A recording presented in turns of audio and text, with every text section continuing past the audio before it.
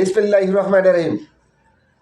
ভাই একটি কথা শুনবেন, আমি পিনাকি ভট্টাচার্যকে বলছি, আমার কথাটা শুনবেন যে আমরা যে 1971 16ই ডিসেম্বর করেছি, এই বাংলাদেশের মানুষ অনেক রক্তক্ষয়ের বিনিময়ে বাংলাদেশ স্বাধীন পেয়েছি। এখন ভারত তারা দাবি করছে যে আমরা নাকি এই দেশ স্বাধীন করে দিছি। তারা এখন 16ই ডিসেম্বর বাংলাদেশের মানুষ যদি পালন না করে ভারতেরা করবে, তাহলে আমরা কোন ডিসেম্বর পালন করব? এই 24শে ডিসেম্বর পালন করব না 71 ডিসেম্বর পালন করব? এইটা আমার আপনার কাছে প্রশ্ন। আমরা এখন কোন ডিসেম্বর পালন করব?